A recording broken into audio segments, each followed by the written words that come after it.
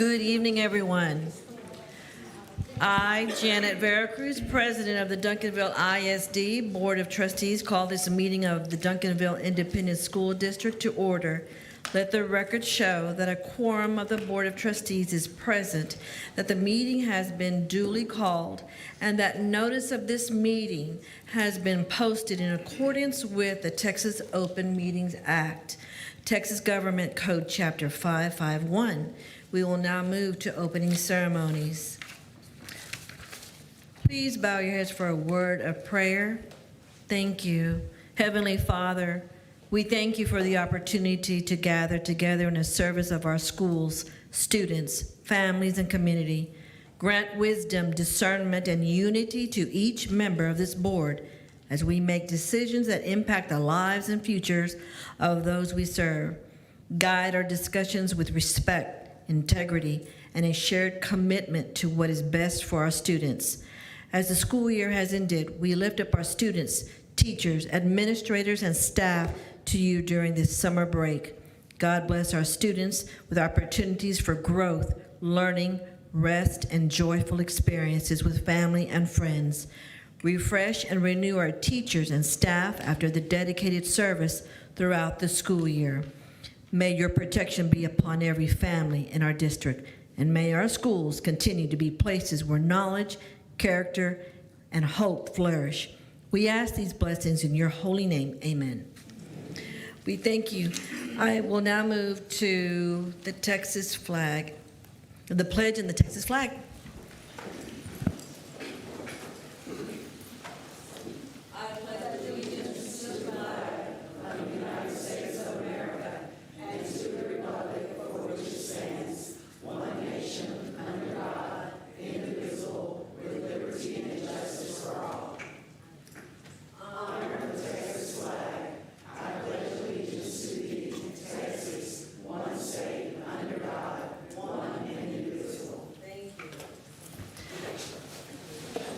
At this time, we will now move into recognizing Janice Savage Martin. I am sorry to share that she is currently not here. We will make this up to her when she feels a whole lot better. But now we will move to administer the oath of office to elected trustees. I will now turn the meeting over to Jody Lofton. Good evening, Madam President, board members, and Dr. Graham. Can I please have Renee McNeely and Hector Sanchez join me in the front with the podium?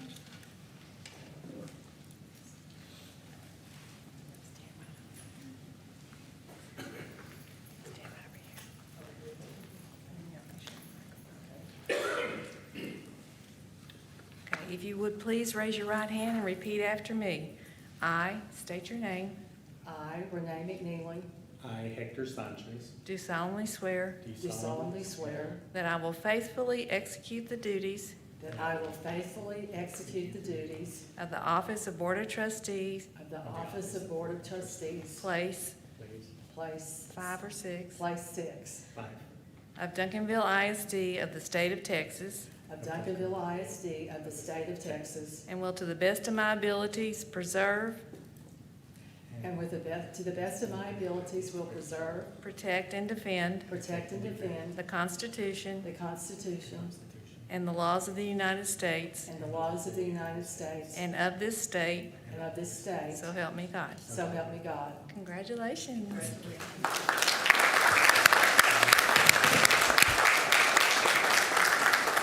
Welcome aboard. You may take your seats and join us. What an exciting time for Duncanville. Thank you, Ms. Lofton. We will move on to the superintendent's report.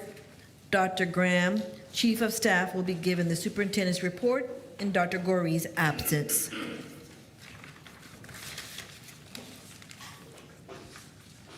Greetings, Madam President, to the board, and to our new trustees. I want to be the first to say welcome and thank you for giving your time to the students and staff of Duncanville ISD. It's always a great day to be a Panther, and we look forward to the great things that you will bring to Duncanville ISD. And now the superintendent's report. As we close out another successful school year, I want to thank our students, staff, families, and community for their dedication and support. The last day of school was an opportunity to celebrate the achievements of our students and reflect on a year of growth, learning, and accomplishment. Wishing everyone a safe, restful, and enjoyable summer break. Not spring yet.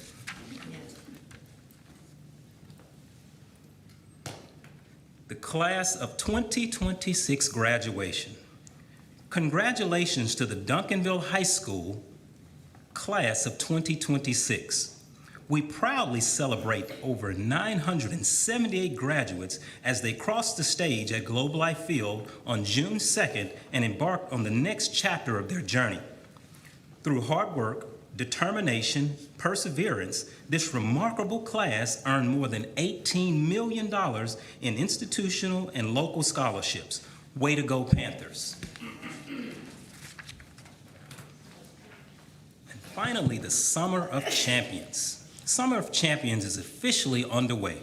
On June 1st, we welcome students back for their first day of summer school at Hastings, Acton, Kennemer, and Duncanville High School.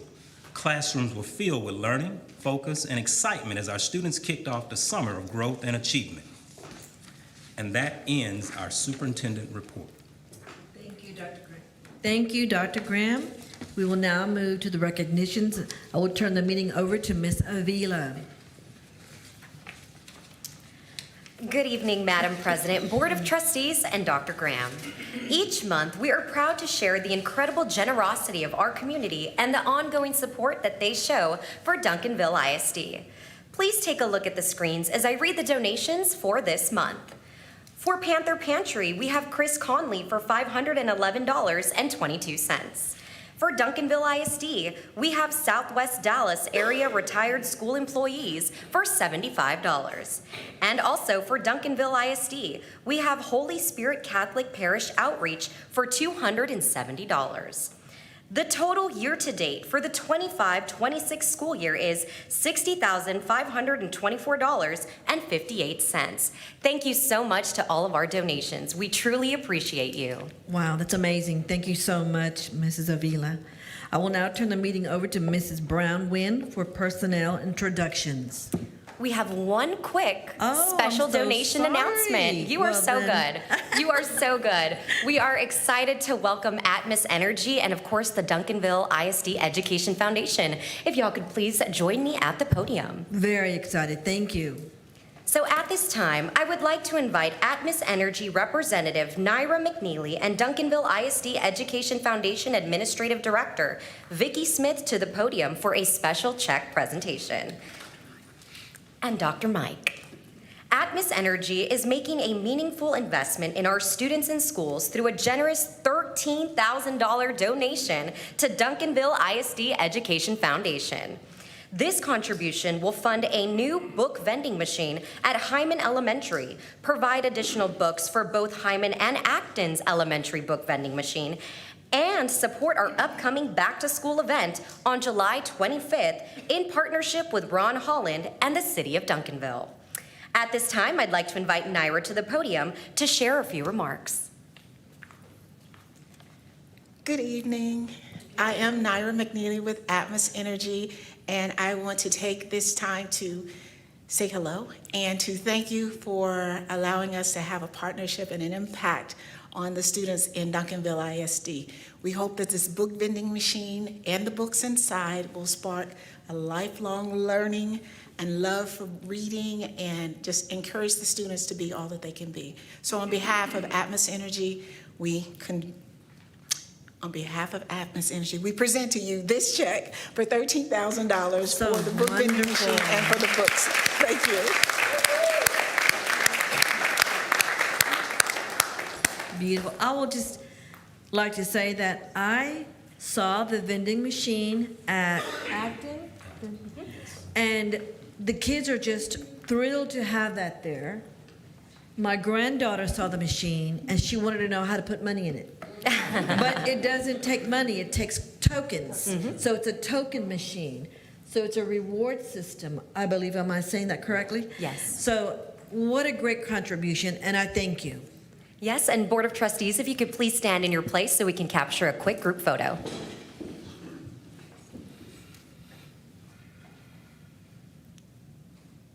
Got it. Thank y'all so much.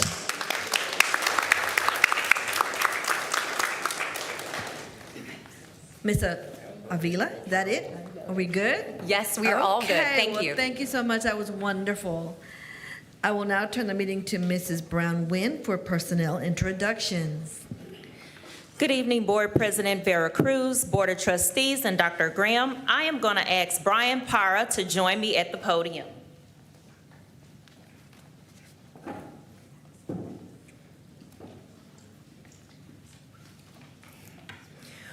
We are pleased to introduce Brian Parra as the new principal of Byrd Middle School for Duncanville ISD for the 26-27 school year.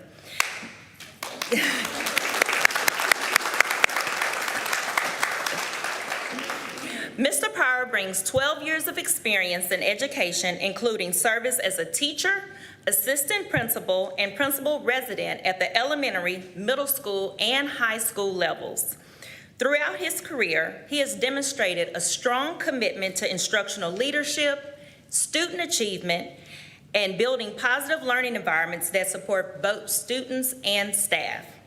Mr. Parra is joining us from Dallas ISD, where he currently serves as assistant principal at Sunset High School. Prior to this role, he served in leadership positions at Justin F. Kimball High School, Martha Turner Riley Elementary, T.W. Brown Middle School, and Ann Richards STEAM Academy. During his leadership experience, he has helped lead gains in mathematics, science, and social studies achievement while supporting instructional planning, teacher growth, and data-driven decision-making. He also has experience mentoring assistant principals, overseeing campus operations, and implementing student support systems focused on improving outcomes and overall campus success. Mr. Parra holds a Master of Education in Leadership Studies from Dallas Baptist University and a Bachelor of Arts in University Studies from Texas A&M University. Please join us in congratulating Mr. Parra on his new role and welcoming him to the Duncanville ISD Panther family.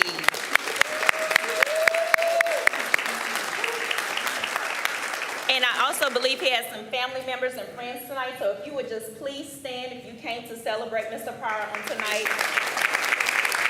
And I believe we have his dad. Thank you so much.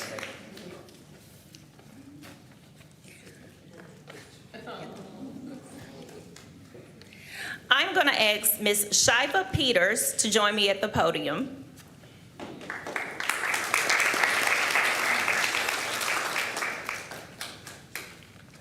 We are pleased to introduce Shiva Peters as the new Director of Business and Finance for Duncanville ISD. Ms. Peters brings more than 15 years of experience in school finance, accounting, compliance, and auditing within public education and municipal government. Throughout her career, she has demonstrated a strong commitment to fiscal accountability, operational efficiency, and transparent financial management. Ms. Peters joins Duncanville from Lancaster ISD, where she currently serves as Executive Director of Finance. In this role, she oversees accounts payable, payroll, general ledger, grant accounting, and the district's annual external audit process. Prior to her current position, she served in multiple finance, audit, and compliance roles with Lancaster ISD, Dallas ISD, and the City of Dallas, gaining extensive experience in financial reporting, grant management, internal auditing, and regulatory compliance. Ms. Peters holds a Master's of Business Administration in Accounting and a Bachelor of Science in Business Administration from Texas A&M Commerce. She is also a registered Texas School Business Administrator. Please join us in congratulating Ms. Peters on her new role and welcoming her to the Panther family.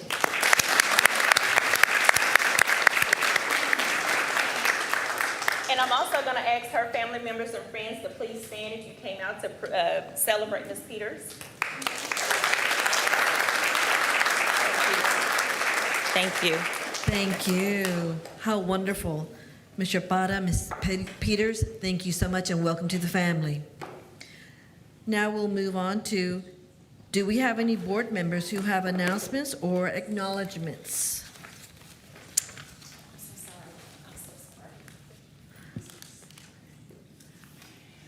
Did you have something else? Okay, sure. Please forgive me. Absolutely. Last but not least, I'm going to ask Ms. Miller to join me at the podium. Darian Miller. Please forgive me. We are pleased to introduce Darian Miller as the Director of Early Childhood for Duncanville ISD for the 26-27 school year. Ms. Miller brings 21 years of experience in education, and she has dedicated her entire career to serving Duncanville ISD. She began her career in 2005 at Acton as a classroom teacher and later served as a math center teacher, teacher specialist, and early childhood coordinator. Throughout her career, she has demonstrated a strong commitment to instructional excellence, early childhood education, and supporting positive learning environments for students and staff. Prior to serving in this role, Ms. Miller led the development and the implementation of the district's early childhood instructional program, supporting more than 600 students across 34 classrooms.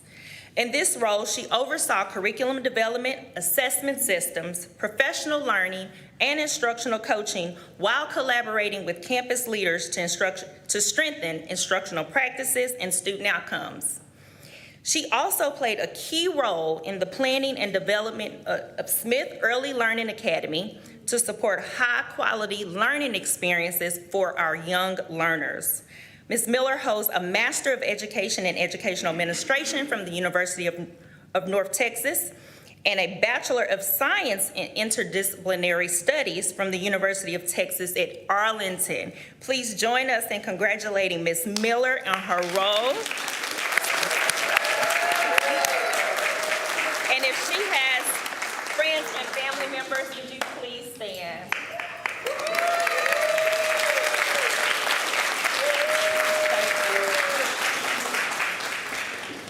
Thank you so much. The board couldn't be any more proud than these recipients. Welcome to the family, Ms. Chaparra, Ms. Peters, and Ms. Miller. Thank you so much. Trustee Fahey? Yes. Yes. I think that's my name. I see in the audience some family members of one of our new trustees. Would y'all please stand, Hector Sanchez family?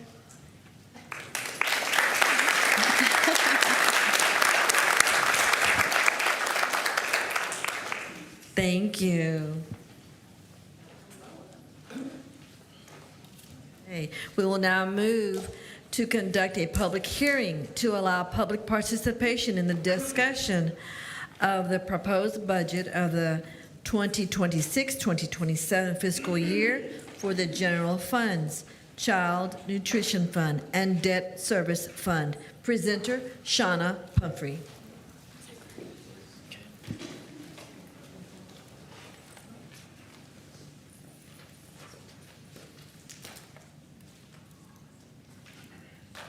Good evening, Madam President. I was about to say Superintendent Graham. Acting Chief of Staff, Dr. Graham, distinguished trustees. My name is Shauna Pumphrey. I'm the Chief Financial Officer here at Duncanville ISD, and I am here to conduct a public hearing tonight on the 26-27 budget. In accordance with Texas Education Code 44.004, the district is mandated to hold a public hearing to discuss the proposed budget and tax rate. This hearing provides stakeholders an opportunity to review and provide input on the financial planning for the upcoming fiscal year. Once again, this is the public hearing to talk about the proposed budget for 2026-27.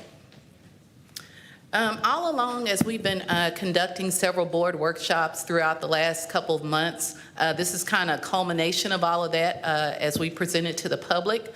Here it just kind of highlights the four major factors and assumptions as we went along developing the budget for fiscal year 26 and 27. Those four major factors and assumptions deal with enrollment, average daily attendance, property values, and staffing and compensation, and I'll take you through each one of those in the next slides. So first off, our enrollment. Our student enrollment trends here in Duncanville ISD, as you can see on the slide, peaked in 2018, and we have been on the decline since then, but this is nothing unique to Duncanville ISD. This is being experienced with school districts all over the state of Texas and in the country in general, as declining birth rates, parents have choices, homeschooling, things of that nature. So it's really imperative, that we make sure that Duncanville ISD is a school of choice when it comes down to parents seeking somewhere to educate their children. But for the 26-27 school year, we're projecting enrollment of 10,926 students. And once again, that's a little bit less than what we had projected last year. Next, we're talking about the average daily attendance. And so I wanted to highlight to make sure the board and the public understands that school districts are not funded based on enrollment.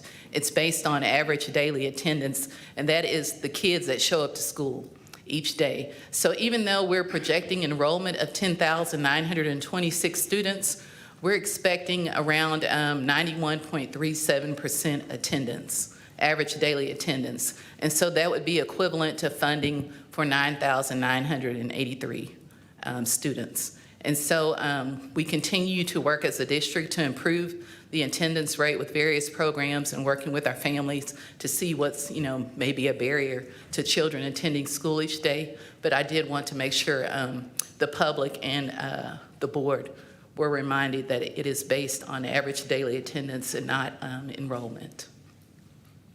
Next major component in our budget are property values. So here, the preliminary certified taxable values that we received back in April was $7.9 billion for Duncanville. We won't receive the final certified values until towards the end of July.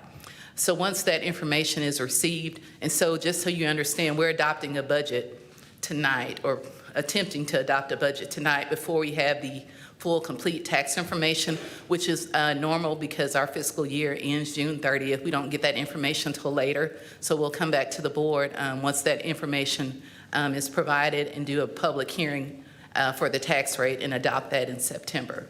But some of the factors impacting our tax revenues are the increased homestead exemption for residents of $140,000, $200,000 for residents 65 or older, or our disabled constituents. Our projected tax collection rate, has usually been around 99%.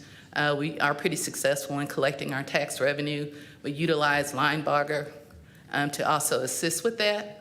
Right now, our current tax rate is 1.1057 per $100 of valuation. And that is our current tax rate, and that is broken out between maintenance and operations at 0.7452 cents and interest and sinking at 0.3605. And once again, that information will be updated once that becomes available. And it will be adopted, the new tax rate, in September. The next major component of our budget obviously deals with staffing and compensation, which represents about 84% of our budget. Throughout this cycle, we've had TASB conducting a pay study review of our compensation, and some of the recommendations they made are highlighted here, and our Chief of Human Resources will elaborate on that further into the meeting. But the last district pay review was conducted in 2022.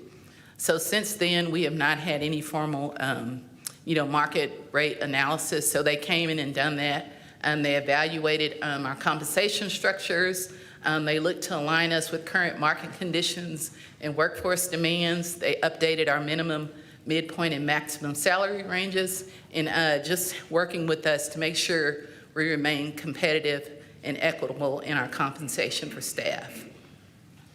Some of the things we did internally was our human resources department worked really hard, as well as our executive leadership team, kind of reviewing positions and vacancies and figuring out ways how things can be restructured to gain more efficiency in that area.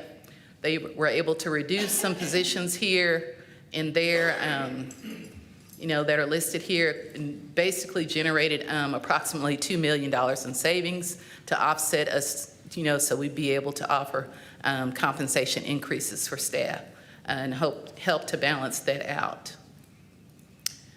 Here were our budget priorities throughout this whole cycle. We talked about the assumptions and factors, and everything that we've done ultimately led back to these 4 guiding principles, which was based on our strategic plan, which foremost and the most important is to accelerate academic growth and make sure our children are getting what they need in the classroom and they're able to compete successfully once they leave Duncanville ISD.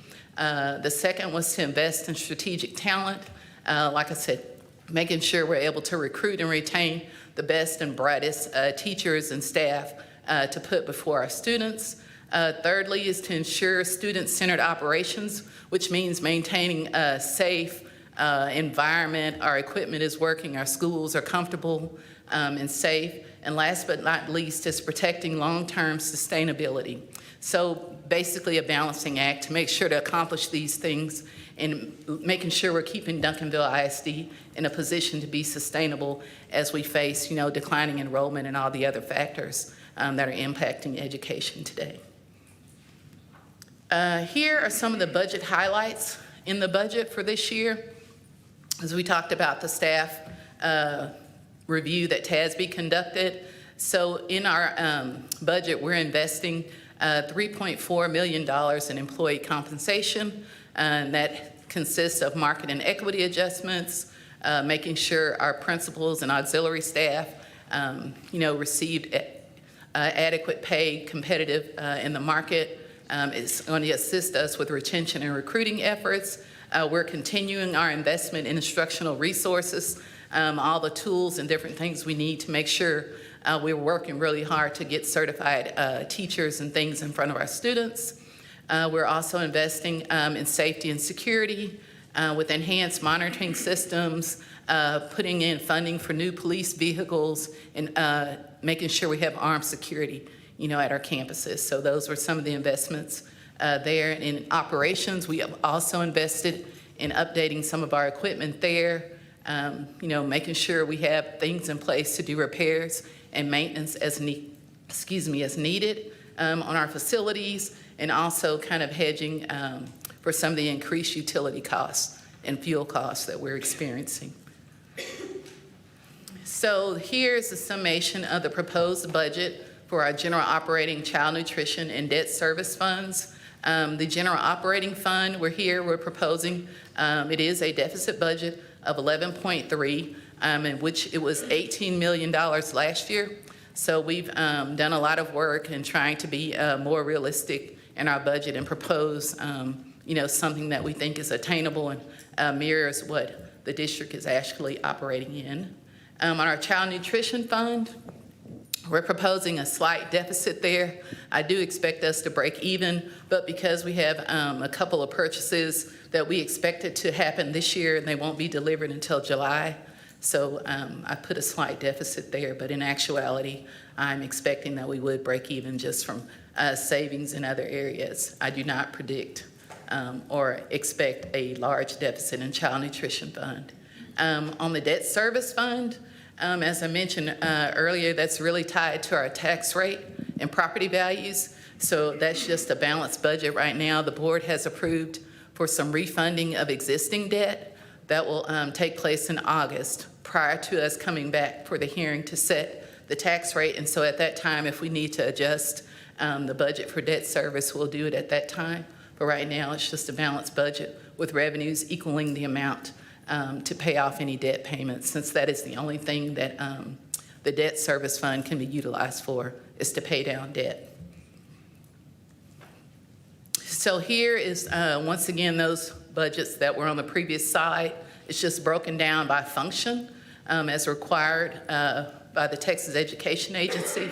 So here you can see the revenues broken out between local, state, and federal, as well as all the various expenditure functions broken out and kind of outlined here.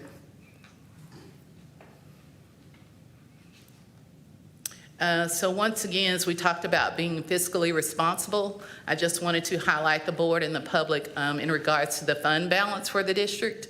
Based on the proposed budget in the general fund, we're looking at average monthly expenditures of $11.5 million. So with our current fund balance at the $63 million at the end of last year, and we're projecting to be at $54 million at the end of this fiscal year, we're looking at about 5 months of reserves on hand. The Texas Education Agency does not set a set amount of fund balance reserves, but they do recommend at least 3 months. And so right now we will be looking at 5 months reserves with this particular budget. So I just wanted to highlight that to the board and to also just assure them that myself, the executive team, we've got some great staff coming on board, and we will be working to make sure that Duncanville is sustainable and able to continue to reduce our reliance on fund balance. So the next steps following today, I just wanted to highlight that the budget must be adopted by June 30th, 2026. By state statute, we cannot proceed with any expenditures in the month of July without an adopted budget in place. So that would need to happen by June 30th. We'll be proposing that later on this evening for the board to approve. As I mentioned earlier, in July, the certified taxable values will be received, and we'll have a chance to go through that and analyze and propose a tax rate to be adopted in August. Based on that information, if we need to come back and do any budget amendments in regards to that information that we obtained in July, we will do that at that time. And then in September, we would adopt the tax rate. And so at that point, we would conclude all of the budget pieces for the 26-27 school year. And so I will take any questions. Thank you, Ms. Pumphrey. I so enjoy that explanation. Every little tidbit of information was so evident and so transparent, so I thank you for that. Let me see. Are there any public comments on the proposed budget for the 2026-2027 fiscal year for the General Fund, Child Nutrition Fund, and Debt Service Fund? Being that there are no comments, this hearing has ended. We will now move to the communications from citizens. Seeing that there are no communications from citizens, we will now go into closed session. Thank you.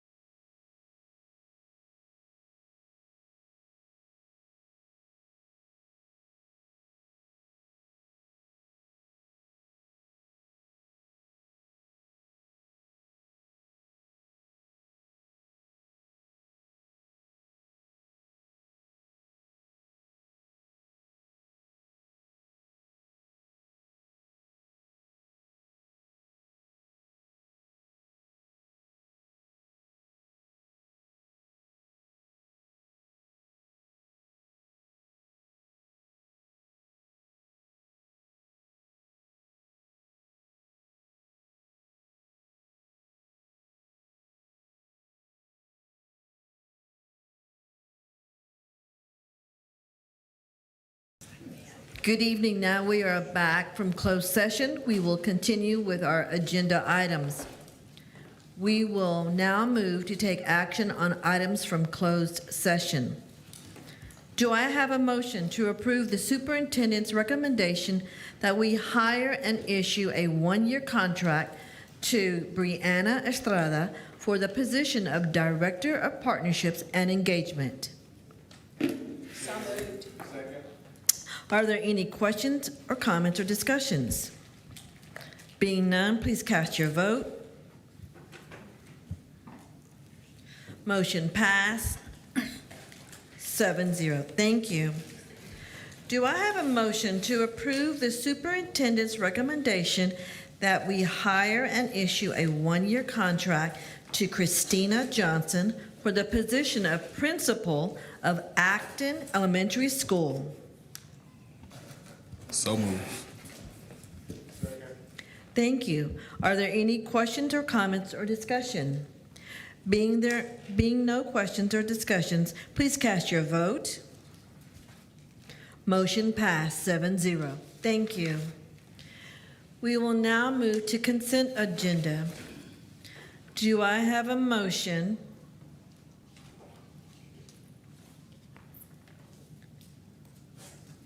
to approve the consent agenda? Are there any questions, comments, or discussions? Please cast your vote. Motion passed, 7-0. Thank you. Now we move on to the action agenda item A, consider approval of the 2026-2027 compensation plan. Pamela Brown. Good evening, Board President Vera Cruz, Board of Trustees, and Dr. Graham. Tonight, I am going to present an overview of the 2026-2027 compensation plan. The district worked with TASB to help make recommendations for the 26-27 compensation plan. And with this, we followed a structured process to evaluate our compensation system. They reviewed our current pay practices. They gathered market compensation data. They compared our positions to similar positions in other districts, not only like-sized districts, but also geographically. And using that information, TASB did help the district to come up with recommendations designed to improve market competitiveness, also while maintaining internal equity. And the recommendations that are being presented tonight will help to guide the plan that's being presented before you. When evaluating the compensation plan, we focused on 4 primary objectives. First, we want to make sure that we recruit qualified employees by offering competitive entry rates. Second, we want to make sure that we retain our employees by providing compensation that continues to remain competitive over time. Third, we want to make sure that we pay employees appropriately for the work they perform or for the job that they're serving in. And then finally, we must make sure that we balance our financial resources in order to ensure long-term sustainability. These objectives are helping guide the information being presented tonight.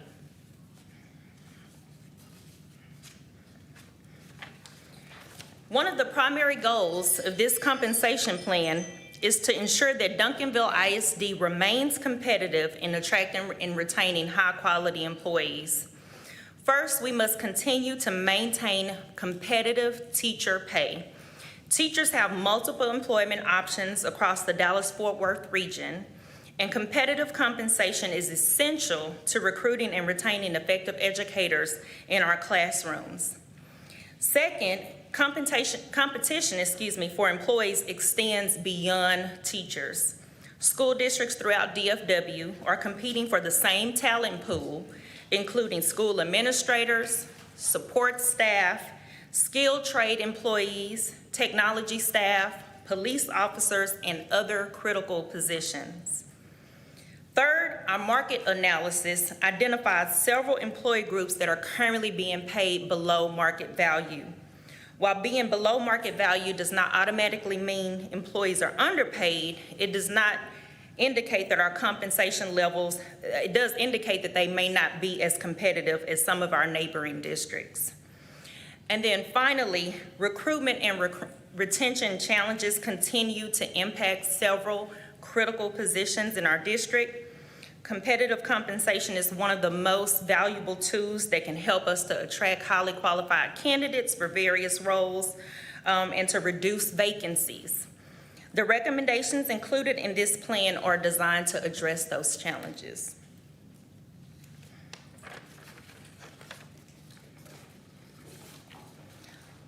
On this slide, we can see several examples of position types and job titles within those. And our pay structure is based on 5 categories and is designed to analyze the nature of the work, the required qualifications, the responsibility, and the market value for those positions. The administrative management structure includes positions responsible for managing district operations, resources, and specialized functions. Examples include accountants, network engineers, and fleet managers. The administrative professional structure includes positions that usually require professional certifications, specialized expertise, or leadership responsibilities. Examples include principals, counselors, and educational diagnosticians. The administrative support structure includes positions that provide clerical, administrative, and customer service support to campuses and departments. Examples include secretaries, clerks, and receptionists. The instructional support structure includes positions that directly support learning in the classroom, instructional programs, or student services. Examples include instructional aides, library facilitators, and licensed vocational nurses. Finally, the auxiliary structure includes operational and skilled trade positions that ensure that our campuses and buildings function on a day-to-day basis. And positions in this category include bus drivers, custodians, police officers, plumbers, mechanics. These structures allow us to compare similar positions to the market, establish appropriate pay ranges, and ensure compensation decisions are made consistent across the organization. This slide provides an overview of the teacher compensation pathways included in the proposed compensation plan. Beginning with the 2026-2027 school year, Duncanville ISD will have one teacher pay scale for all certified teachers. Historically, the district has maintained salary schedules for certified bilingual teachers and self-contained teachers on one scale and all other certified teachers on a separate scale. Under the proposed compensation plan, certified bilingual teachers and certified self-contained special education teachers will be placed on the same scale as other certified teachers. The additional compensation for these assignments will be provided through stipends rather than separate salary schedules. This change simplifies the compensation structure while continuing to recognize these hard-to-fill assignments. In addition, these stipends are TRS eligible for salary purposes, allowing employees to receive the benefit of the additional compensation for retirement calculations.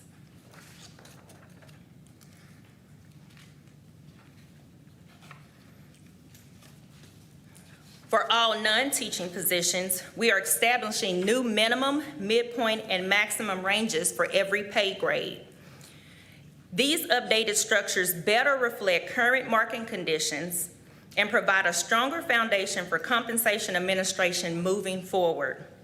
The proposed 1% general pay increase for all employees will be calculated using the new midpoint of each pay grade rather than the previous structure. This approach ensures employees benefit from both the updated market alignment pay structures and the general pay increase approved through the compensation plan.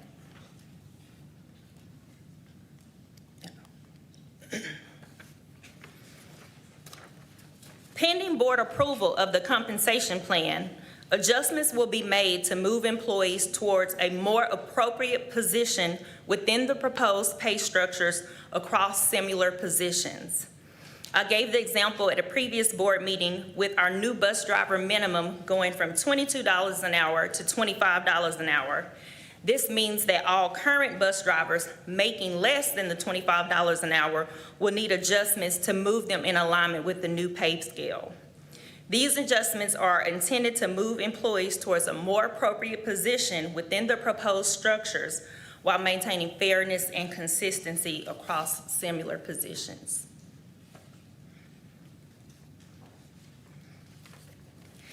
This slide summarizes the estimated financial impact of the compensation recommendations. The estimated investment includes 3 primary components: the general pay increase, market and equity adjustments, and stipend adjustments. Together, these recommendations represent an estimated investment of approximately $3.4 million. We have been actively reviewing staffing efficiencies and vacant positions throughout the district. Current estimates indicate approximately $2 million in savings through staffing efficiencies, attrition, and the closing of certain vacant positions. Importantly, also, these projections have been included in the budget that has been presented by the Chief Financial Officer. Are there any questions? Thank you so much, Pamela Brown, for that. Do I have a motion to approve the 2026-2027 compensation plan as presented? She'll ask me questions in a minute. Are there any questions or comments? I do have a question. Yes. Do you have any new updated salary structures from other districts? The starting salary? Any other districts, have they voted on theirs yet? Some districts have voted on certain components of the salary structure. I'm not sure what all districts have voted on their entire pay structure. I've been seeing a lot of advertisement for teacher salary increases mainly. Some districts are probably if they're a July 1 district, they're probably presenting their information to their board this month. And then for a lot of our surrounding districts that are September 1 districts, then usually they are not voting on those decisions until August. Okay, so we're And still at the so- top as of now with starting salary. As far as the best Southwest Okay. teacher pay, yes. Okay, thank you. Yes, Thank you. to my knowledge. Are there any more questions? Do I have a motion to approve the 2026-2027 compensation plan as presented?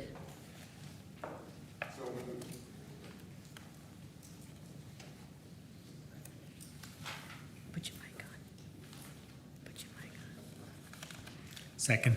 Thank you. Please cast your vote.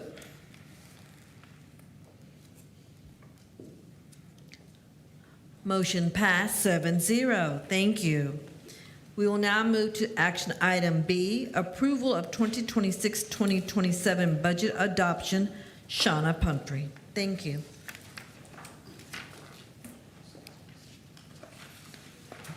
Good evening, President Veracruz, distinguished trustees, Dr. Graham.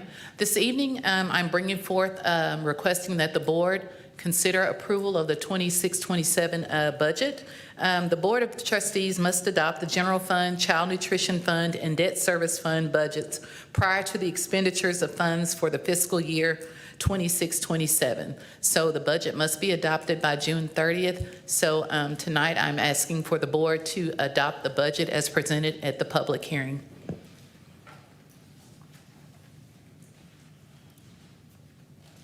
Do I have any questions for Ms. Pumphrey? Trustee Colton. Okay, so Ms. Pumphrey, you know, I've had extensive comments previously on the budget, and I see that you have addressed all of, you know, the board's comments, and I just want to thank you, you know, for all the hard work that you put into bringing this budget to us, and, you know, actually the staff as well, because, you know, you all were able to, like, decrease the gap, and you all have really scrubbed what we see. So, thank you for that. You're welcome. Yes, Trustee Fahey? And thank you too, not just you, but your staff. Up until late Friday night. I had a lot of questions, and thankfully they've been answered. Not all to my agreement, but I appreciate your time and things that I'm still chewing on. Maybe we can work toward next year, but I Yes, appreciate ma'am. your time. Yes, Thank you. You're welcome. So do I have a motion to approve the 2026-2027 General Fund, Child Nutrition Fund, and Debt Service Fund as submitted by Shauna Pumphrey, Chief Financial Officer, and as recommended by Dr. Tila Marguerite, Superintendent of Schools? Second. Thank you. Please cast your vote. Motion passed, 7-0. Thank you. We will now move to action item C, closed out of Construction Manager at Risk, CMR, for RFP number B2324.2, multi-campus renovation of Daniel, Hardin, Reed, Byrd, and Kennemer. Presenter, Madi Zamora. Good evening, Madam President, trustees, and Dr. Graham. So in May 2024, the district solicited a request for proposal, or RFP, for short, to renovate Daniel Hardin, converting them from intermediates to elementaries, and to renovate our 3 middle schools. In November, the board approved that RFP, 2324.002, and awarded a contract to Northridge Construction Group. The original contract value was just over $9.5 million for all the campuses, all those 5. Construction is now complete. All projects have been paid. An independent audit has been conducted. As a result, the project has closed with cost savings. The change order presented on page 255 of your board book serves as the final closeout of the contract and decreases the contract amount by $693,201.30. These remaining funds will be returned to the bond program to be used on other projects. And the administration recommends the board approve the final closeout change order for Northridge Construction Group and accept the total project cost savings of $693,201.30.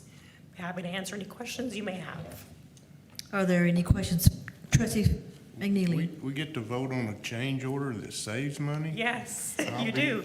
You get to vote on the closing Wow. out. Wow, that's incredible. Wow. Why don't you even bring it to us, just, Incredible. I'll make that motion. Trustee Colton? Yes, so Ms. Lamar, we would like to thank you and your team and the contractor and LAN and all the other designers that have, helped us to get to this point with closing out, work at 5 campuses and saving us funding. So, all the work has been completed and we're ready to go. We're ready to move students into those places. So just wanted to, thank you all for that. Thank you. Any more questions? Thank you.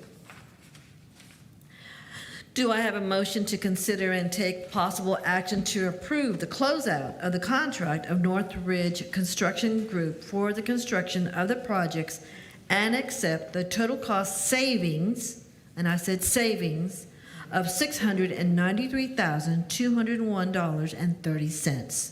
So moved. Second, Thank you. Please cast your vote. Motion passed, 7-0. Congratulations. We will now move to action item D, closed out of competitive sealed proposal, CSP for RFP number 24-25.2, multi-campus renovations of Alexander, Bill Hart's, Fair Meadows, Hyman, Merrifield. Presenter, Madi Zamora. Good evening again, Madam President, trustees, and Dr. Graham. Here's another one for you. In November 2024, the district solicited a request for proposal, or RFP, for multiple campuses to renovate. On January 2025, the board approved the RFP, 2425.002, and awarded the contract to Northridge Construction Group for the renovations of those 5 campuses, Bill Hart Simon, Maryfield Alexander, and Fair Meadows. That original contract value was around $7 million. As with the Seymour, construction's complete, the project's costs have been paid out, and we had an audit independent that was conducted, and as a result, we do close this project as well with savings. The change order presented on page 257 serves as the final closeout of the contract and decreases the contract amount by $142,041.49. Not as much, but still good savings. Like the previous closeout, these remaining funds will be returned to the bond program to be used on other projects. The administration recommends that the board approve the final closeout change order for Northridge Construction Group and accept the total project cost savings of $142,041.49. 2 in a row? We're on a roll. I'm gonna go I know, buy, I'm gonna go buy a lottery ticket. right? Thank you. Are there any questions for her? No? Okay, thank you. Do I have a motion to consider and take possible action to approve the closeout of the contract of Northridge Construction Group for the construction of projects and accept the total cost savings of $142,041.49? So moved. Second. Thank you. Trustees, please cast your vote. Motion passed 7-0. We will now move to information and discussion items. The first item is Police Department update. Presenter, Chief Max Guerin.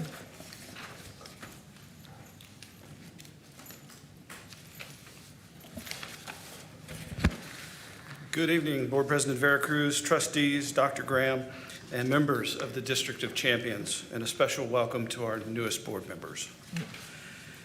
Tonight, I want to give you an honest account of where the Duncanville ISD Police Department was when I arrived about 16 months ago, what we have collectively been building since that time, and where we're going.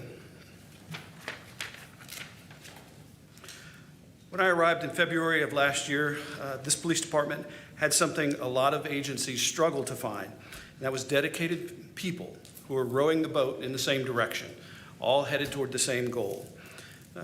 That mattered at the time, and it still does today. But caring isn't the same as having the systems in place to operate effectively.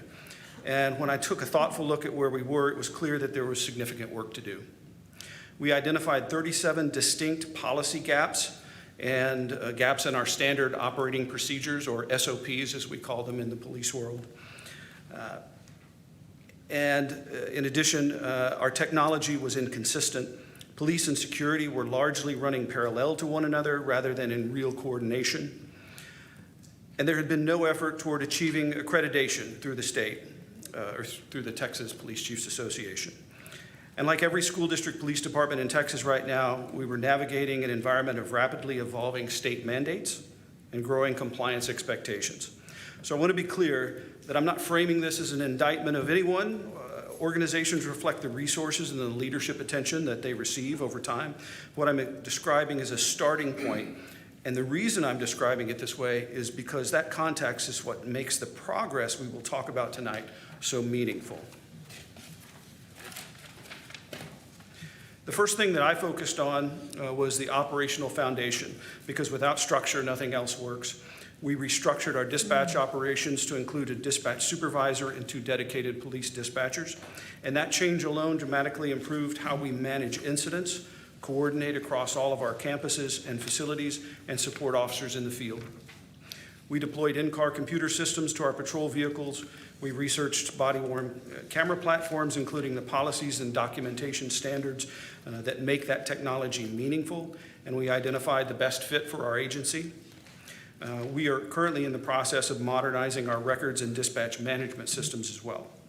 We also renewed and improved the data sharing and communications arrangement with partner agencies and a neighboring school district police department. And while those relationships existed prior to my arrival, we've solidified and better articulated our collaborative expectations in writing. We have been working with Ms. Zamora and Mr. Greco in Transportation to develop a structured proposal to modernize our aging police vehicle fleet. And the goal is not just simply making a purchasing request, it's a phased replacement strategy with a life cycle analysis that makes long-term financial sense. These are foundational investments, and they're not always visible from the outside, but they are what professional police departments run on.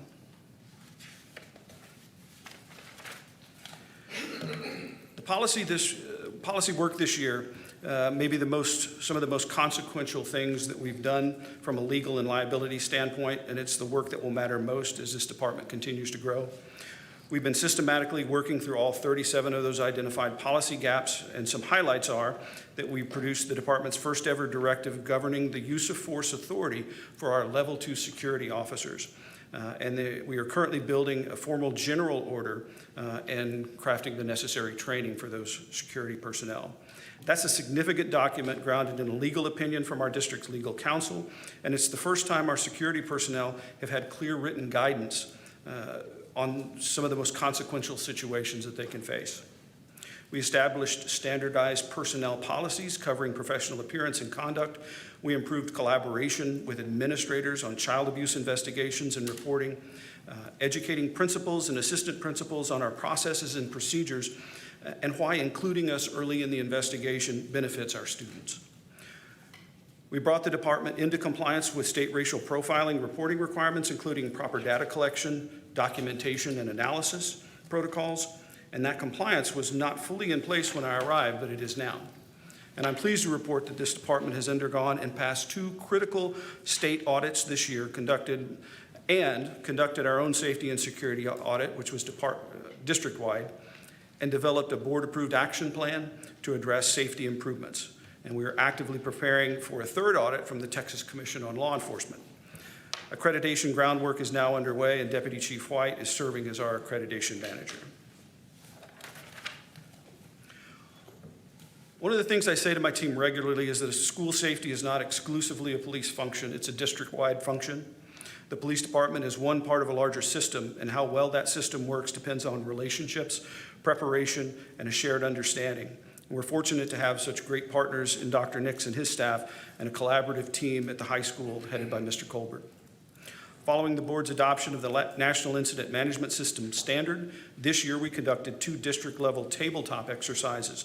The first brought senior leadership team members through an active threat scenario, working through decision-making, communications, and coordination responsibilities in real time. The second expanded to campus principals with a focus on child reunification and incident command. A third is in the works and will expand to partner agencies and collaborators. Those exercises are some of the most valuable work that we've done because they identify things that no policy document can reveal. They build relationships, and that makes real emergencies manageable. We've also aligned our officers' training documentation with TCOL standards, Texas Commission on Law Enforcement, our governing agency, and developed training programs for relevant law enforcement technology, and begun adapting our daily training curriculum to reflect the specific environment our officers work in every day. Campus safety at Duncanville ISD is increasingly a district-wide coordination effort and not just something that the police department handles in isolation. I don't mind telling you this is the one that I'm most proud of because you can write all the policies that you want, you can deploy all the technology you'd like. None of it sticks if the people in the organization don't believe in what they're doing. When I arrived, the people in this department cared, and they showed that to me every day. What we've been building this year is the translation of that caring into a shared standard, a culture of ownership, accountability, and professional pride. And I've watched that shift happen. Officers and security personnel are holding themselves to a higher standard. Teamwork is improving. People are taking more ownership of their roles and the mission of this police department. Culture change is slow, to be sure. It cannot be mandated. It has to be earned through consistency, clear expectations, accountability when the standard slips, and genuine recognition when people step up. We're doing all of those things, and it is working. So I'd like to give you a transparent picture of what the data is telling us over the course of this last year, because it's both good news and some concerns, and you deserve to know both. Total reported offenses increased by about 28% year over year, from 98 to 125. Before reacting to that number, context is important.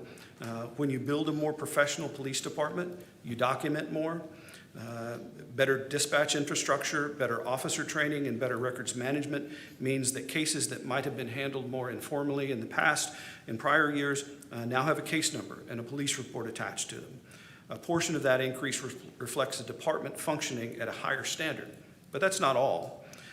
The number that I'm most encouraged by is 0 assaults resulting in injury on our personnel. Last year, there were 5. This year, there were none, and that matters for our employees. It matters for the culture that we're building. The number that concerns me the most are the weapons incidents that doubled, including one case involving a student with a firearm on campus. That did not exist in our data last year.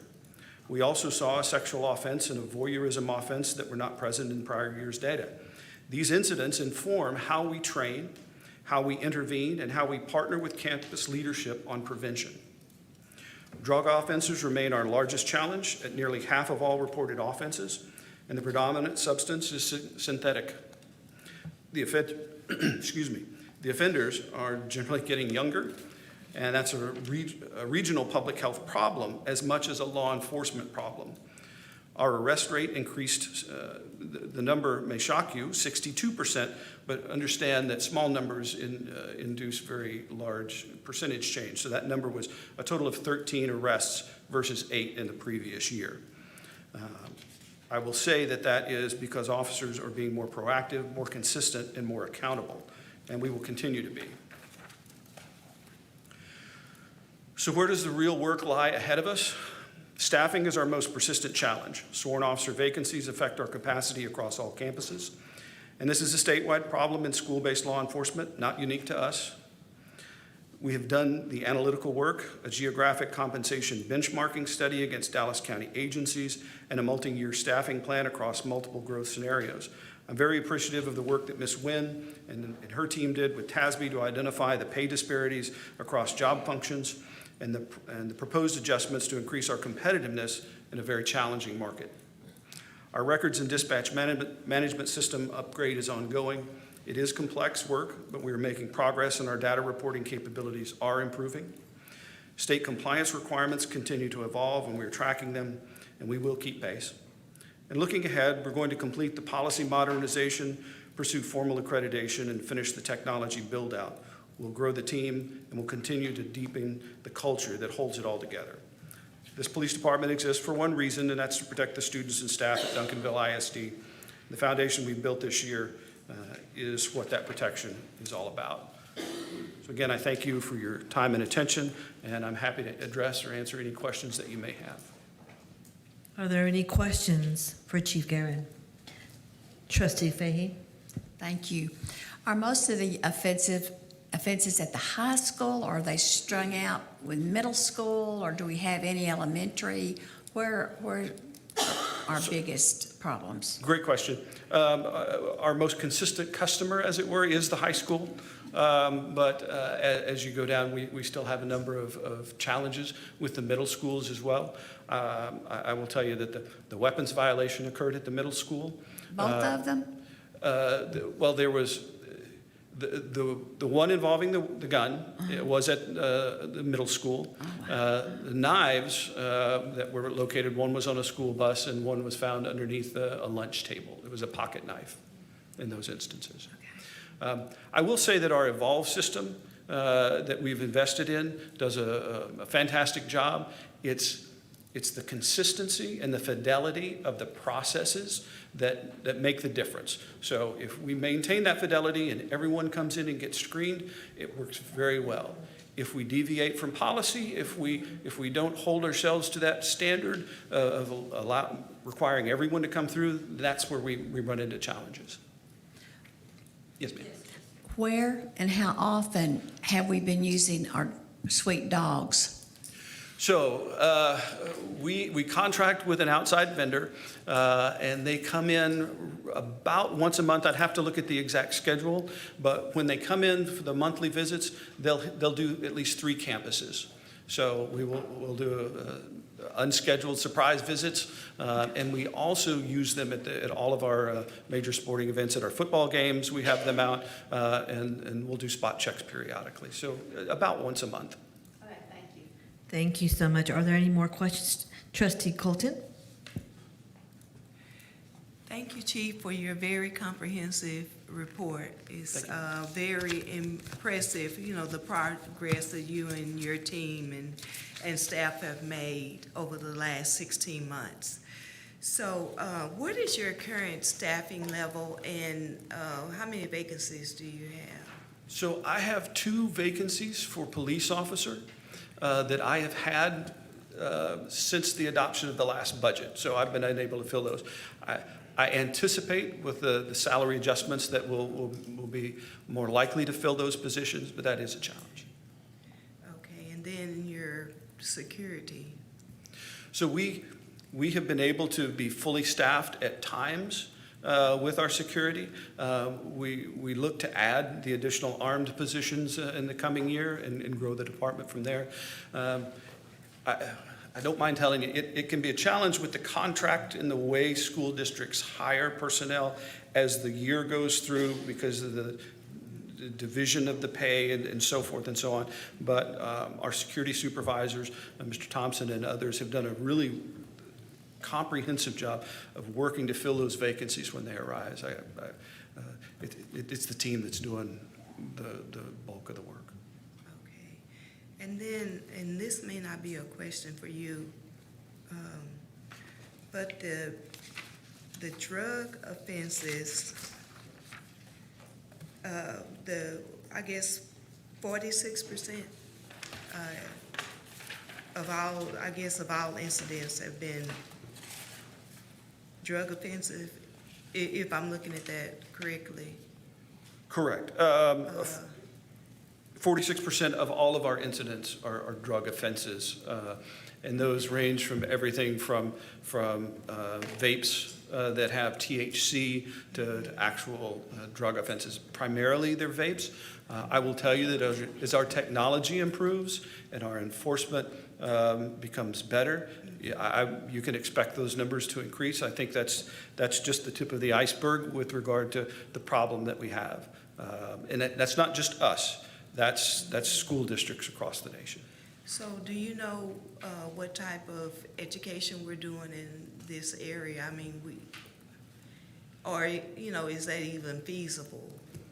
So I couldn't speak to the education that's going on throughout the schools with regards to that. Yeah.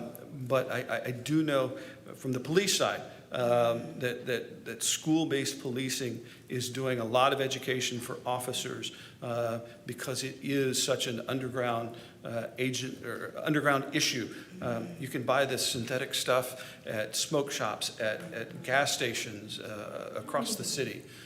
It's really insidious, and it's surprising at how prevalent it is and how much so you can.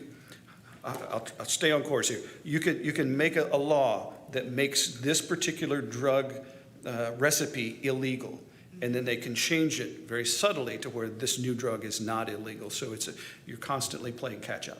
Oh, okay. Okay. All right, well, thank you. Thank you. Trustee Sanchez? I just want to say I like to go to all the athletic events at the high school and other events that they have, and your security team is always so friendly and helpful to the people. The 2 guys back there, I see them all the time. They're very courteous at all times. Those are 2 of my best. Yeah, I agree. I appreciate you saying that. Thank you so much. Thank you, Trustee Sanchez. Thank you, Chief Guerin, for your transparency and the reports. It is our priority to make sure our students, teachers, and staff are safe. Thank you. Thank you. We will move to the information discussion agenda item B, bond update, Presenter Mari Zamora. Good evening again, Madam President, trustees, and Dr. Graham. So it's our pleasure tonight to provide to you an update on our current construction projects.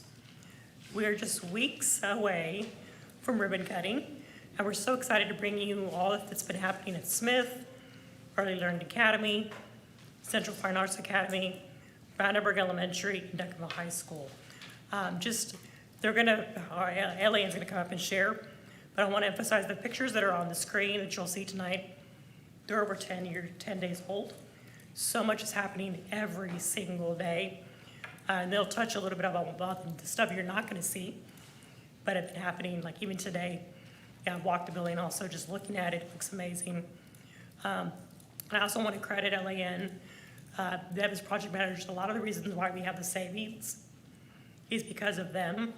You know, they know the industry standards. They know when a contractor says, hey, this is what this is gonna cost, and they'll come back and go, no, we can find it less. So I want to credit them publicly here for those savings that we have, and they continue to help us save money, so that money can go to other projects and meet other needs for the bond.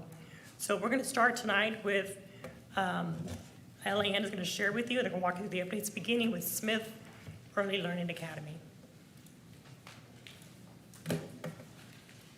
Good evening, President Veracruz, Board of Trustees, and Dr. Graham. I'm Kevin Simon with LAN. I wanted to give you a brief update on Clint Q. Smith Early Learning Academy. We've kind of coined it as our early champions or our littlest champions. I mean, it's the first early childhood in the district, so we want to make a statement with that. And as you can see in the left, and as Ms. Zamora mentioned, these are probably 2 weeks old just to get it on the agenda. So things are happening daily. It's being updated daily. If you went right now in this space, you wouldn't recognize this photo because there's so much progress happening. So in the picture on the left is going to be the library. There's going to actually be a tree built in the middle of the library. That's going to kind of be a learning tree, and they have learning stairs around it. And there's little cubbies in the wall where kids can sit in the wall and read and everything. So it's going to be a very unique atmosphere for the kids.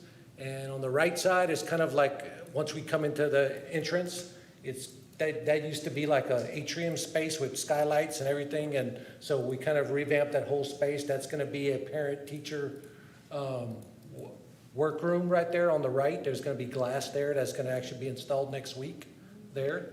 So these other pictures on the left, that's the cafeteria. It's kind of a staging area for materials right now, but it's going to be cleaned out and everything. So, and on the right, that's kind of a transition level from the different additions. There's going to be a ramp and some stairs.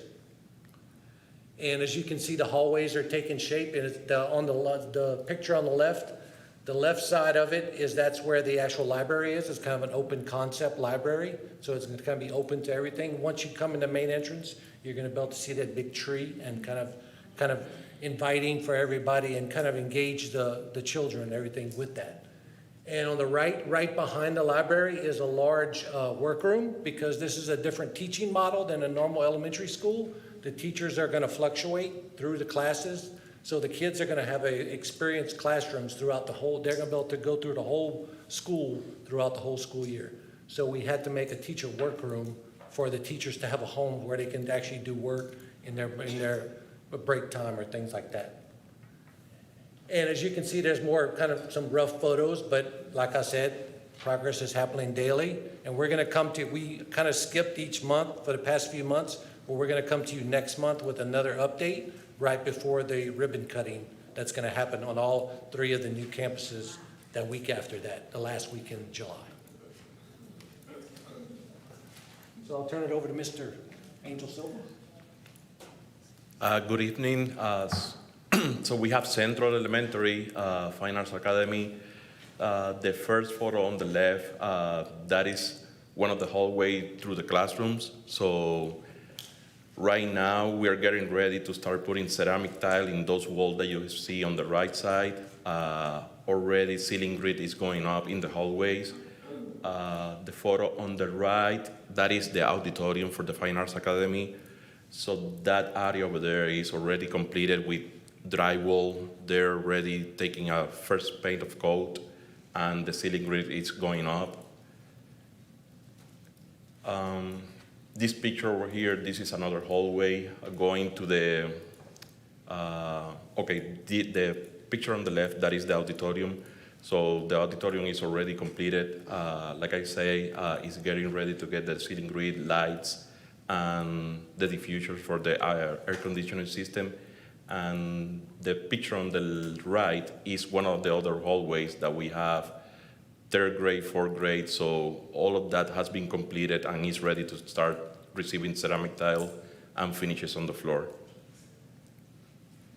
This is one of the photos. This is going to be one of the classrooms in the pre-K area. It's already receiving paint, ceramic, ceiling grid, and they're already cleaning the floors that we have. And this is the patio. It's getting ready this week to start forming boards and then pouring concrete so the whole patio can be finished. This is more photos of the classroom that we have over there. Like we say, it's ready. Is already one of the photos, or one of the classrooms on the left side already have ceiling grid. And I went over there today. They already put in the windows in the administration area and some areas in the classrooms. And the picture on the right, that restroom over there is getting completely renovated as we speak right now. And it should be closely, completed by the end of the month. So we're basically, the generator contractor is working 7 days a week. We went over there Saturday. They were like almost 40 people. Kamar went over there yesterday too, and they saw like 30 people working over there.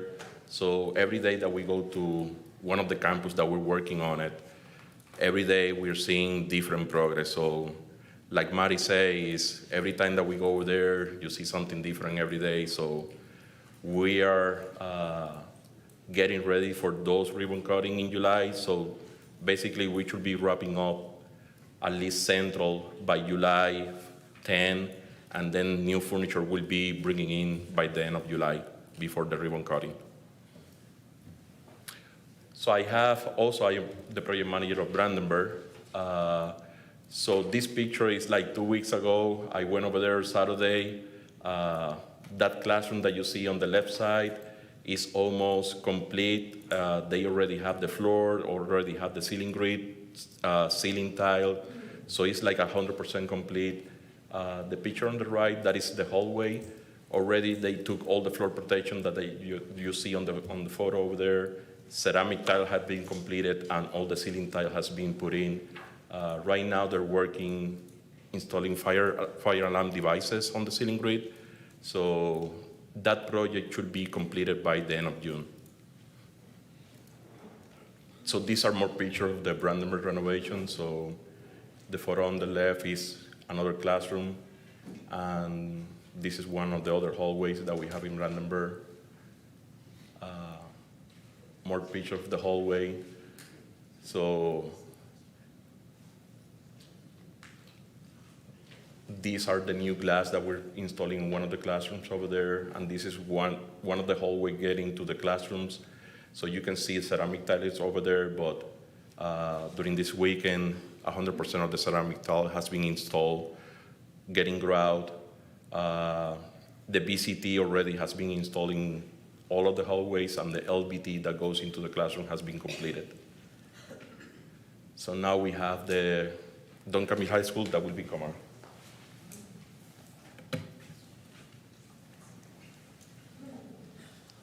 Hello, good evening, President Veracruz, Board of Trustees, Dr. Graham. High school is coming along. As you can see the progress. The main focus is the bistro area, which is on the west side, and the salon on the right. So the flooring is done, the flooring protection is covered because the overhead were going on.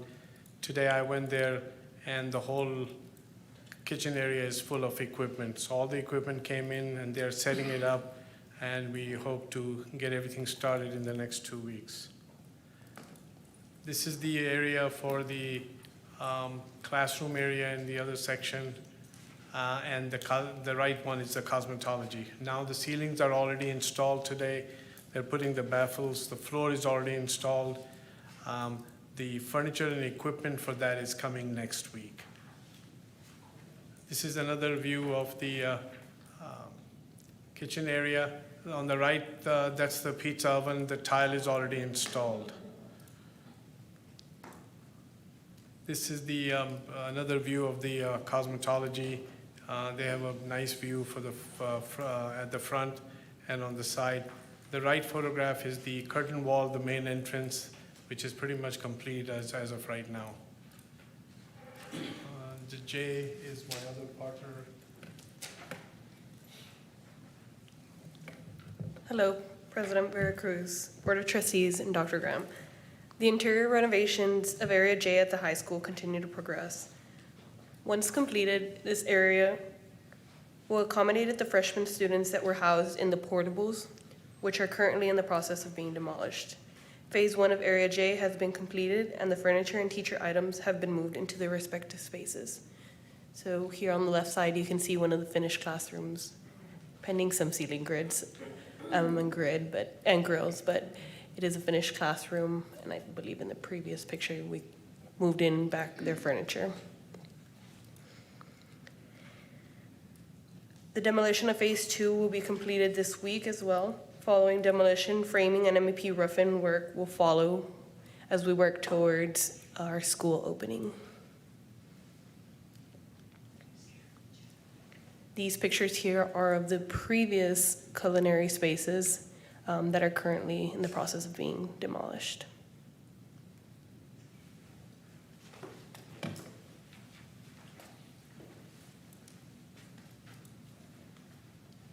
So the upcoming events are Clint Q. Smith contractors continue, and they are projecting sometime in the middle of the July to be completed and get an occupancy permit. Central is in the same cycle. Brandenburg would be probably the first one coming along.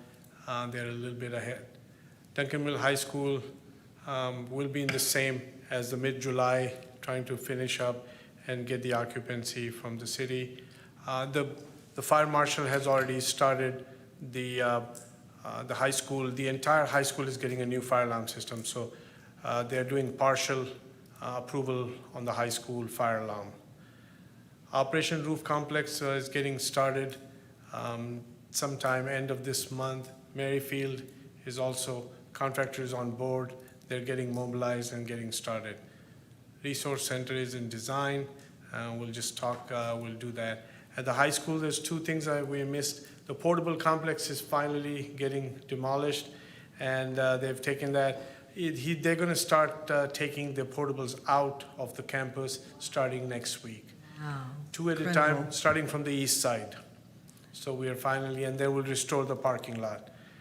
In the auditorium, AV Pro is working, and those, right now there's no photographs because a lot of stuff is behind the scenes, above the ceiling, but starting next week, the new screens and the new theatrical lighting will start to be installing.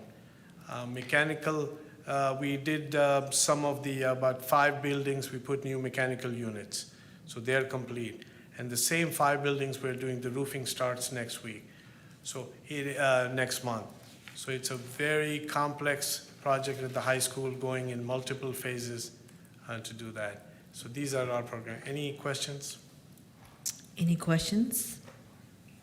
I'd like to say thank you to your team of excellence and also to the workers that are working around the clock on Saturday to make all of this happen. I surely would like to shake their hand when possible. Thank you, Ms. Zamora. Thank you. We will move to the information discussion agenda item C, end of the year. iReady NWEA map update. Presenter, Dr. Sue Ellen Washington. Good evening, Board President Veracruz, Board of Trustees, and Dr. Graham. Today I'm presenting on behalf of Dr. Nix and the Curriculum and Instruction team. Throughout the year, Dr. Nix and the Curriculum and Instruction team have provided updates on student performance and academic growth. This presentation serves as our final iReady and MAP data update for the school year 25-26.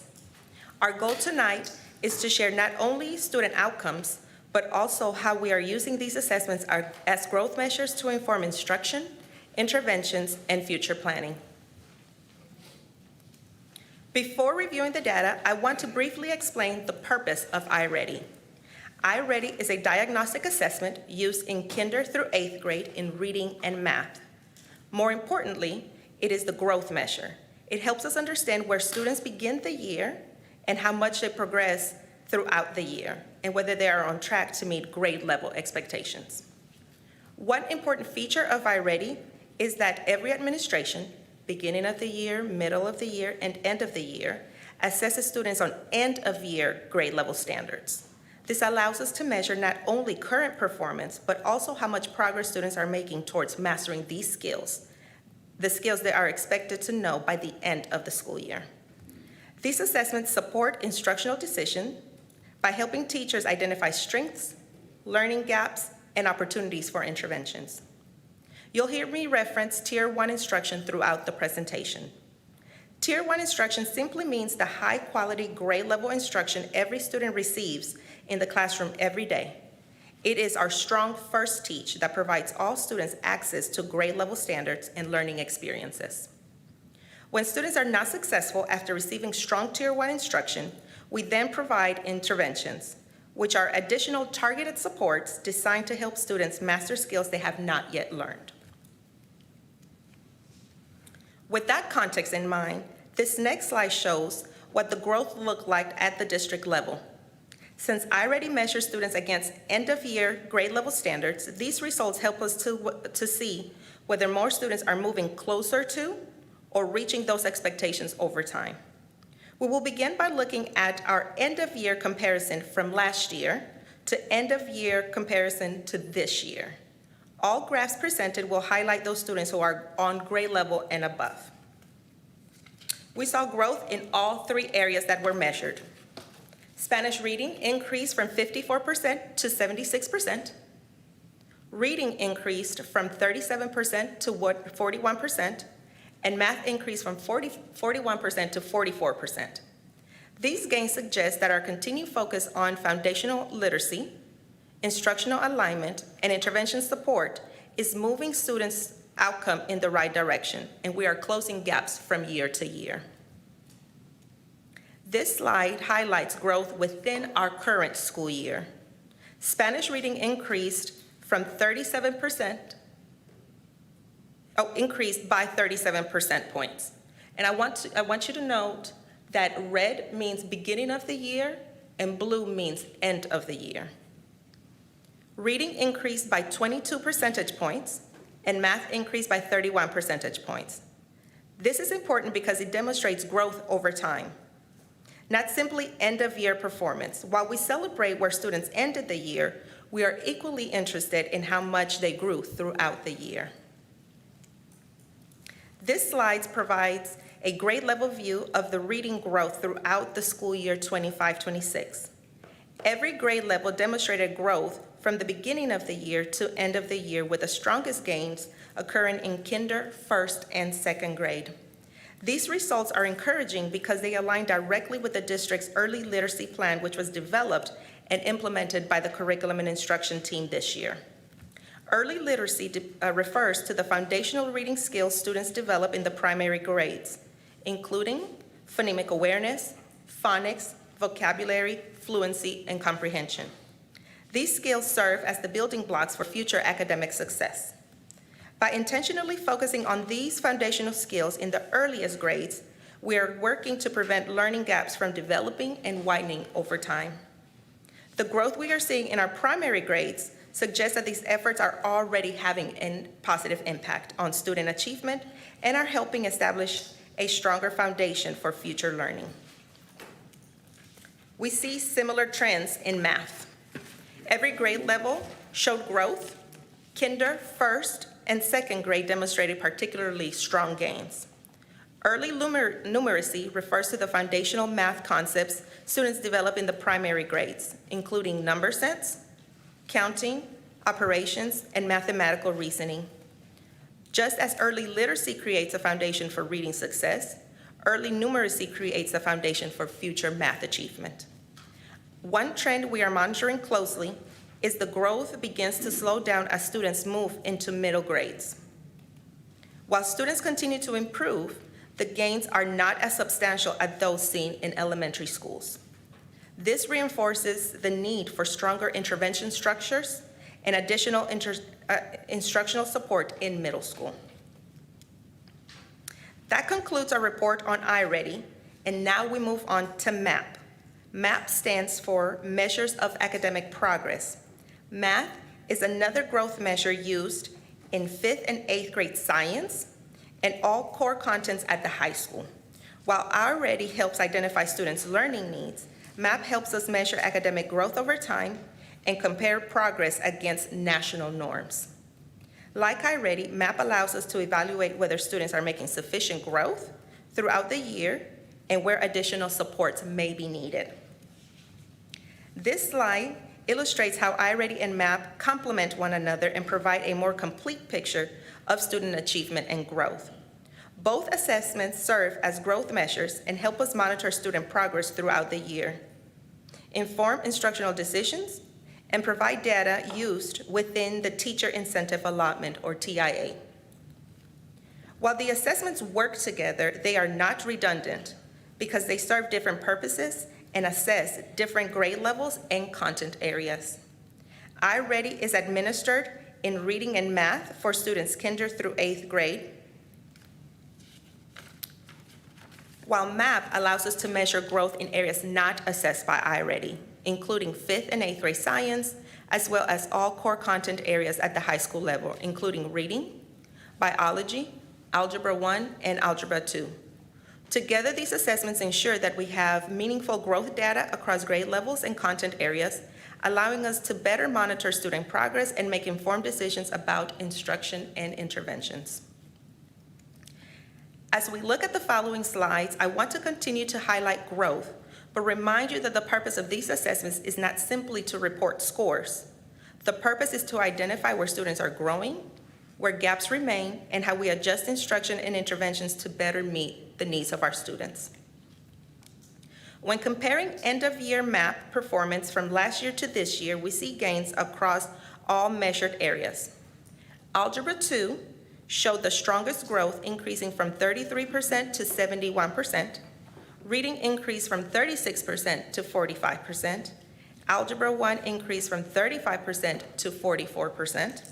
And biology increased from 38% to 41%. These results indicate positive momentum across our secondary programs, and we are working on closing gaps from year to year. This slide highlights growth during the current school year. Algebra 2 increased from 29% to 71%, representing a 42-point gain, so that's tremendous. Reading increased from 31% to 45%.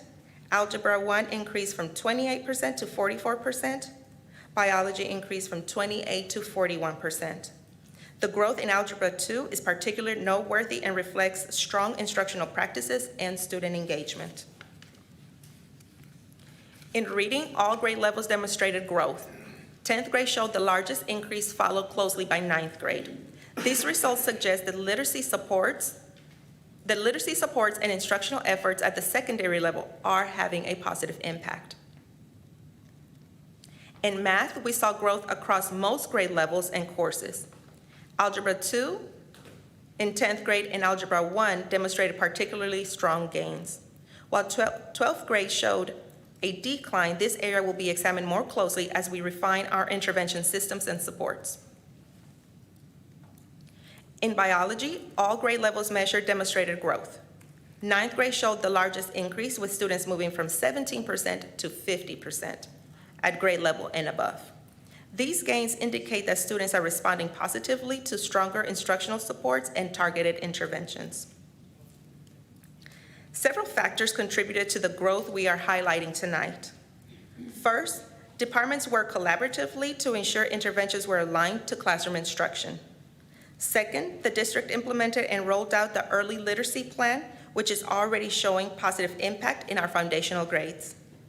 Third, we strengthened intervention systems to better support students who needed additional assistance after receiving strong Tier 1 instruction. And finally, assessment data was used consistently to guide instructional decisions throughout the year. While we are encouraged by the growth we have seen, the data also highlights areas that require continued attention. We know that learning gaps tend to widen after the foundational grades if they are not addressed early. Students with unfinished foundational skills are often struggling to access grade level content.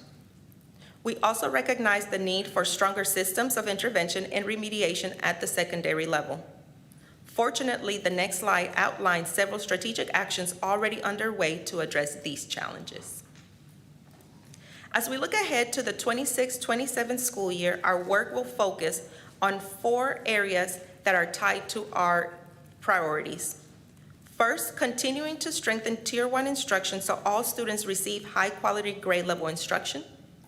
Second, continuing our emphasis on early literacy and early numeracy to prevent learning gaps from forming in the earlier grades. Third, we will continue to strengthen intervention systems and expand our opportunities for students to receive targeted supports. To support this work, Curriculum and Instruction is aligning instructional minutes in elementary schools to ensure adequate time is devoted to literacy and math instruction while also protecting dedicated intervention time. One example is the expansion of our WIN time in elementaries, which stands for What I Need. WIN time provides dedicated opportunities during the school day for students to receive interventions, enrichment, acceleration, or additional supports based on their individual learning needs. By protecting both core instructional time and intervention time, we can ensure students receive strong Tier 1 instruction while also providing timely supports when additional assistance is needed. Fourth, we are redesigning middle school master schedules to create intentional intervention blocks within the school day. Together, these actions will help us build stronger systems of support and continue accelerating student growth. In closing, trustees, tonight's data tells 2 important stories. First, our students made meaningful growth this year. Second, the data provides a clear roadmap for where we need to focus next year. We remain committed to strengthening instruction, expanding intervention opportunities, and ensuring every student receives the support needed to be successful.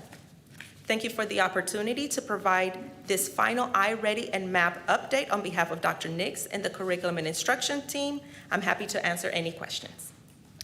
Are there any questions? I'd like to say, Trustee Colton? Yes, ma'am. Thank you very much for the review. I have a question regarding, I guess, slide 133. I just want to make sure that I'm reading it correctly. So is MAP reading beginning of year versus end of year by grade level? Correct. So, and for instance, 12th grade, beginning of year is 22 and end of year is 26. So, and is that percent, can you interpret that for me? Just, yes, ma'am. So MAP is, let's say, graded based on national norms. And so our students are not compared to TEAGs or end-of-year standards. They are compared on how our demographics compare across the nation. And so when we talk about those students who are on grade level and above, it is reported through percentiles. So the numbers that are presented here are the 60th percentile and above. And so that is a very high cut score. And so for those students in the 60th percentile and above, we go from 22% to 26% of our students in that area. Okay. So 22% of our students are at 60% or above? Yeah, the 60th percentile and above. Okay, well, that's good. Yeah, that's better than, yes, because Amen. otherwise. Yes, exactly. Yeah, okay, thank you very much, Wow. For that explanation. Yeah, that helps, and then, yeah. It sure does. Thank you for your question, Trustee Colton. The gains are phenomenal. Did you have a question? I was just going to say, I'm encouraged by the gains and the growth. However, and I may not be interpreting this right, I was kind of concentrating on Jackie's question. For most of these graphs, does that mean we're not even at 50% yet on most of these? I So mean, depending on what you're looking at, well, most of them. I mean, any And I- particular one you would like me to address? well, let's see. How about, I'm looking at all of them. 131 through 135. So I may not be interpreting them And so I correctly. think for MAP, it's a little difficult to say grade level because it's not so much on grade level as much as it is comparing across the nation. Right. And so making a grade level correlation is kind of difficult with MAP. The purpose of these assessments is to show growth and really track how students are progressing over time. Not so much making a correlation to grade level standards. Okay, I'll learn. Okay. Thank you. Thank you, Trustee Fahey. Trustee Colton? So what is the goal for growth in a year's time? I do not have the answer to that question, but we'll definitely research it. I think it'll probably be set by grade level. I suspect that they would have different cut scores for what is the expected growth. Yes, ma'am. Would you all provide that information to us? Yes, ma'am. I will make sure that Dr. Gorey has that information to you. That would be great. That would be a great discussion to foresee what we're going to do for next year. Thank you so much. Closing the gaps is what we surely are looking for in our priority, isn't it? We will now move to the information discussion agenda item D, policy update 127, local policy revisions. Presenter, Dr. Talluance Graham.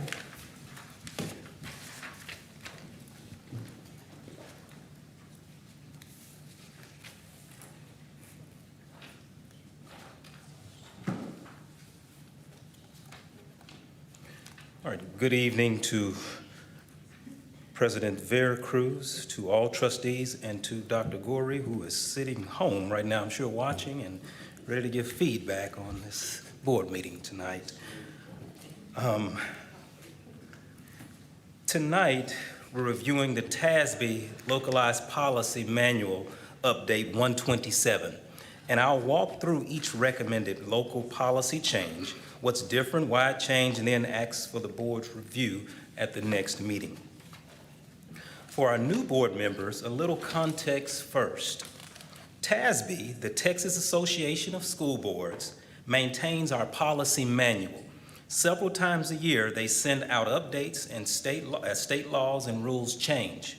The update is number 127 for Duncanville. 2 key points. First, these are recommendations, not mandates.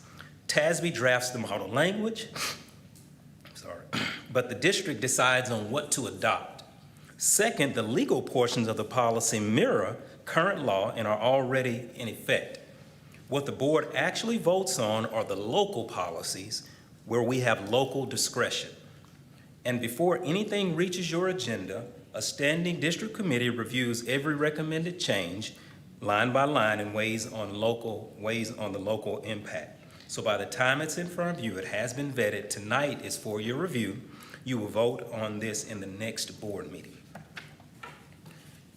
Here's the entire scope of the 127 in one page. 11 policy codes are affected. 6 are routine revisions, 2 are brand new policies, and 1 older policy is being deleted.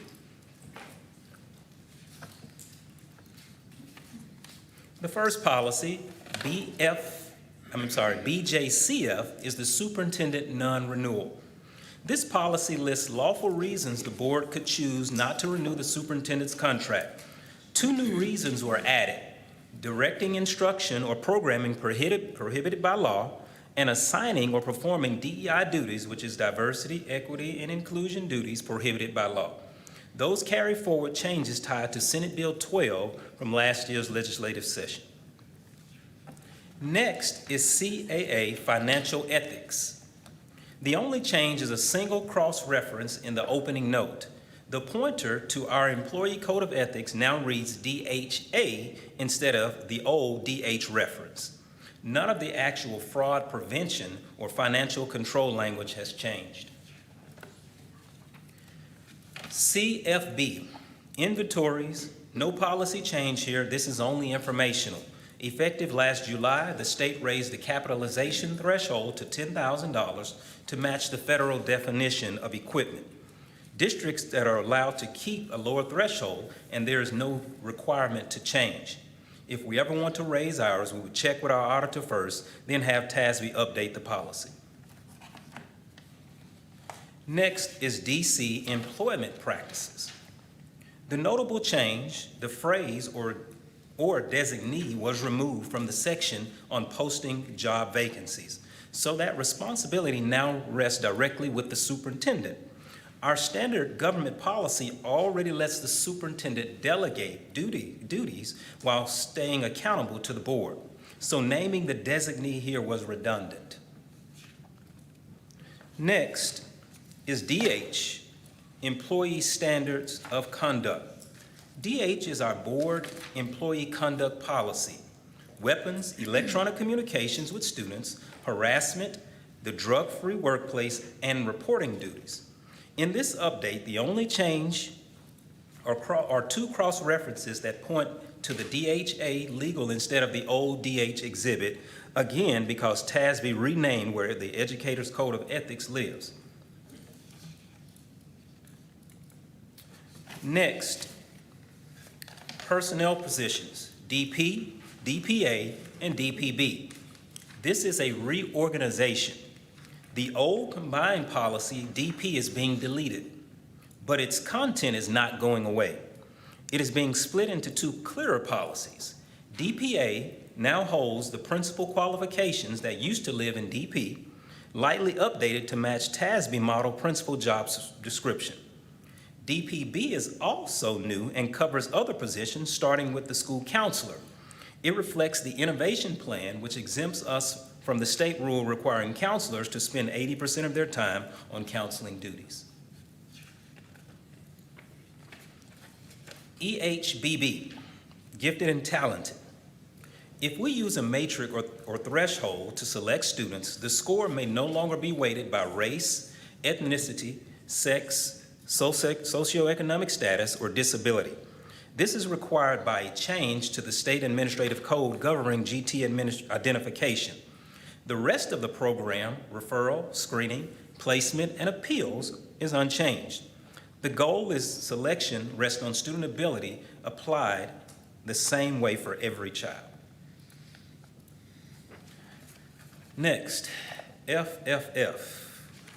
Didn't make that in high school. Student safety. This strengthens our parent notification duties. The definition of misconduct that triggers notifying a parent was expanded and reorganized into 4 clear categories, now expressly covering soliciting a romantic relationship, soliciting or engaging in sexual contact, inappropriate communications, and failing to maintain appropriate boundaries with the student. The last one is EIE local, student grade classification. Now, this is a locally driven revision, not a TASB recommended change. It is required by the district's 2025-2026 campus reconfiguration, which eliminated the separate intermediate levels. The new campus structure is elementary, pre-K through 5, middle is 6 through 8, and high school is 9 to 12. This made it necessary to realign the grade band probation requirements in EIE local, so they reflect the campuses the students actually attend. At this time, the committee is recommending to adopt those particular changes, and at this time, I will open the floor for questions. Are there any questions? Trustee Colton? Thank you, Dr. Graham. I have a question regarding EIE local, the new promotion requirements. Can you address those or elaborate further? on that? Last year, with EIE Local, in reference to grade promotions, once we changed the grade bands and eliminated the intermediate schools, remember that the intermediate schools were 4th and 5th grade. Our grading scale also said 4th and 5th grade. Therefore, we have to change that now because we no longer have 4th and 5th grade. The 5th graders are with the elementary campuses, and the middle schools are now 6 through 8. So that's a change that we had to make. Okay. And although we haven't made that change throughout the year, they have been following it as it were currently written. Okay, I have a question. It says new, and maybe we can go to that slide. It says new promotion requirements. And it goes into detail, you know, below grade 1. So can you speak to those? Is that something that is currently, has been implemented already? Yes. Nothing changed about the actual grade requirements for promotion. Okay, Only thing changed is the actual grade levels that we used them in. okay, Yes. that makes sense. Okay. Thank you. Thank you so much, Trustee Colton. Any more questions? Thank you. Being that there is no further items to discuss, do I have a motion to be adjourned? Second. Thank you. This meeting is adjourned. And I would like to thank Dr. Graham for joining us tonight. Yes, Dr. Grant, thank you. And Dr. Lori, if you're watching, hello, we're praying for you and wishing you a speedy recovery. Thanks.